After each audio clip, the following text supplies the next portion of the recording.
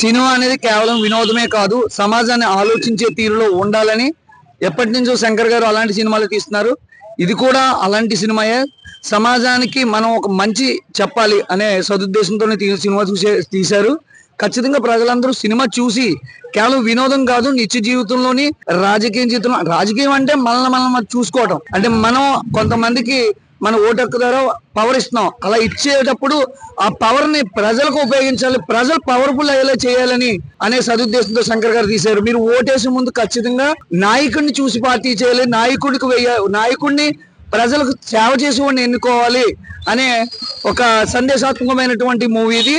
Game changer, నిజంగానే game changer. మీరు కేవలం వినోదం కాదు, ఆలోచించే విధానంలో ఉన్న వాళ్ళందరూ కూడా ఈ సినిమా నచ్చుద్ది. రామ్ చరణ్ యాక్టింగ్ అవన్నీ బాగున్నాయి, స్క్రీన్ ప్లే బాగుంది, సీన్స్ అవన్నీ కూడా బాగా తీశారు, చాలా బాగా అనిపించింది. శంకర్ డైరెక్షన్ కూడా బాగుంది. రామ్ చరణ్ గారు యాక్టింగ్ అయితే చాలా బాగా చేశారు. సినిమా అయితే మాకు చాలా బాగా నచ్చింది. చింపేసిందండి సినిమా అయితే. సినిమా డాన్స్లు ఫైట్లు అదిరిపోయిందండి. ఎంట్రన్స్ కదా డాన్స్ మాత్రం చింపేయండి. మనకి ఇక్కడ ఏం జరుగుతుందో ఆ పాలిటిక్స్ లో అలా చూపించండి. సినిమా మాత్రం సూపర్, డాన్స్ అదర్ కూడా సినిమా అయితే. అక్కడ చూసానండి, మళ్ళీ వెళ్తాను గేమ్ చేందరికి.